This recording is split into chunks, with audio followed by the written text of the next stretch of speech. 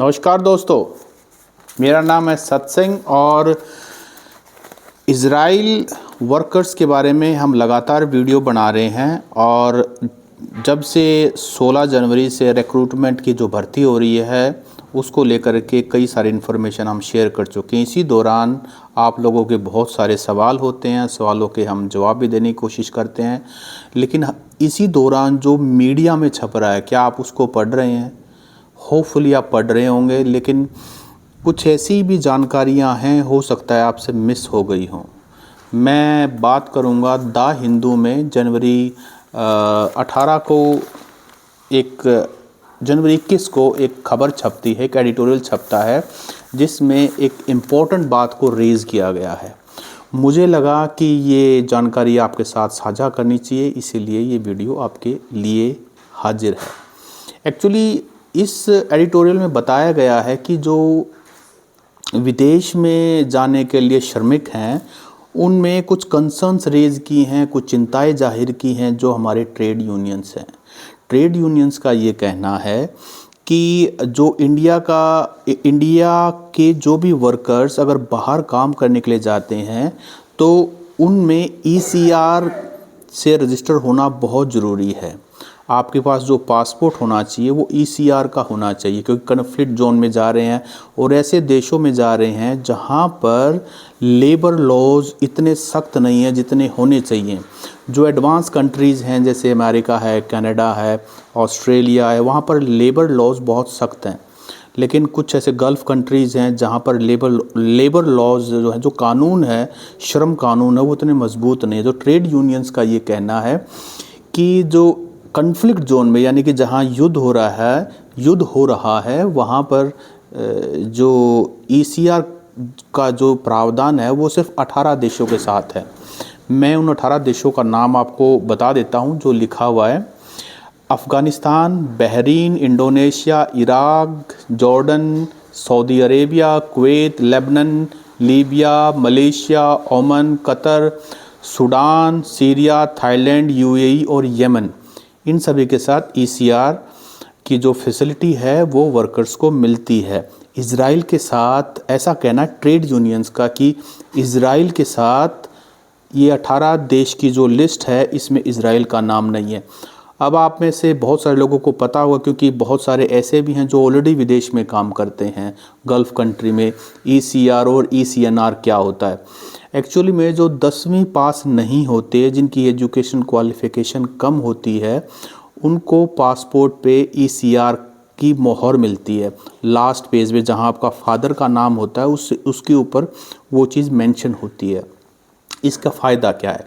इसका फ़ायदा ये है कि जब आप कम पढ़े लिखे होते हैं तो यूजुअली ये देखा गया है कि जो लोग कम पढ़े लिखे होते हैं वो एक एजेंट के थ्रू जाते हैं। एजेंट के माध्यम से जब आप जाते हैं तो आप डॉक्यूमेंटेशन को पूरी तरह नहीं पढ़ते हैं या नहीं पढ़ पाते या नहीं समझ पाते हैं। उसको लेकर के आपके साथ चीटिंग होती है। विदेश में आपको एजेंट कुछ कहेगा, पैसे आपसे पकड़ेगा। जब आप विदेश की धरती पे जाएंगे तो आपको कहा गया है कि इलेक्ट्रिशियन की जॉब मिलेगी आपको, लेकिन वहाँ जाके आपसे दूसरे काम करवाए जाएंगे।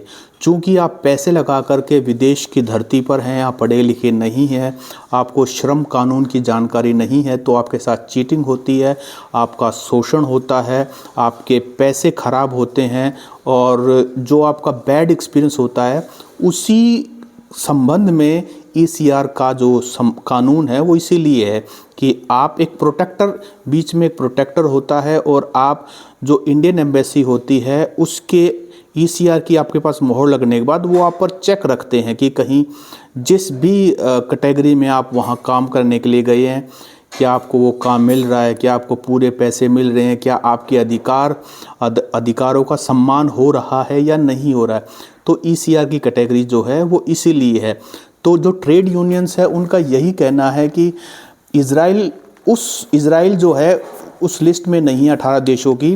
तो भारत की एम्बेसी को, हमारे वर्कर्स को, हमारे श्रमिक भाइयों को इज़राइल जैसे देश में भेज रहे हैं जहां पर ऑलरेडी युद्ध जैसी स्थिति है, युद्ध हो चुका है, बहुत सारे जो हैं लोग मारे भी जा चुके हैं। तो उनका अगर वहाँ पर शोषण होगा, उनको अगर उनके साथ चीटिंग होगी तो जिम्मेदार कौन होगा, ऐसा ट्रेड यूनियंस की चिंताएं हैं जो अखबार में छपी हुई हैं।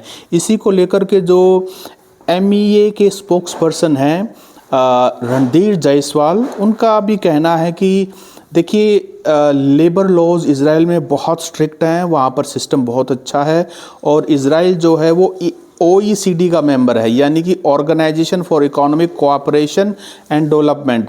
तो वहाँ पर जो श्रम कानून हैं, लेबर लॉज हैं, वो बहुत सख्त हैं और हम उसे सेटिस्फाई हैं। और इंडियन कंट्री जो है अगर बीच में मध्यस्थता कर रही है तो हमें अच्छी तरह पता है कि हम क्या कर रहे हैं। हम जिन भी श्रमिकों को यहाँ से भेज रहे हैं उनका पूरा ख्याल रखा जाएगा। यहाँ साथ साथ मैं दो चीज़ और मेंशन करना चाहूँगा वीडियो में आपसे विदा लेने से पहले।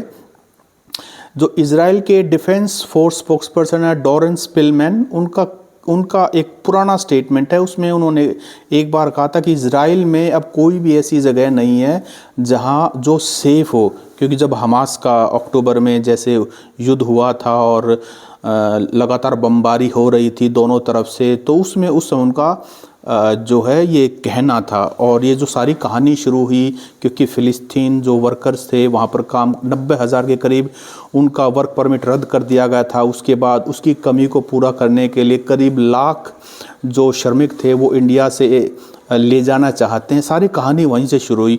और लास्ट बात जो मैं कहना चाहता हूँ कि एक पार्लियामेंट की स्टैंडिंग कमेटी 2019 की, जिसके हेड शशि थरूर ने भी इस बारे में एक कंसर्न रेज़ किया था कि जो हमारे लेबर यहाँ से विदेश जाते हैं तो उनको लेकर के जो उनके वेलफेयर की बात है, जो उनकी सेफ्टी की बात है, उसके लिए जितना पुख्ता इंतज़ाम होना चाहिए, जिस तरह का डेटा इंफ्रास्ट्रक्चर होना चाहिए, उतना हमारे पास नहीं है। मुझे लगा कि ये सब जानकारी जो अखबार में छपा ये आप के लिए ज़रूरी है, चूँकि आप इज़राइल देश में जाना चाहते हैं, वहाँ काम करना चाहते हैं और जानकारी जितनी भी आपके पास हो इससे संबंधित वो हर दम आपके काम आएगी, क्योंकि यही एक वेपन है जिससे आप किसी भी मुसीबत आने पर सामना कर सकते हैं। आज की वीडियो को यहीं ख़त्म करते हैं। धन्यवाद।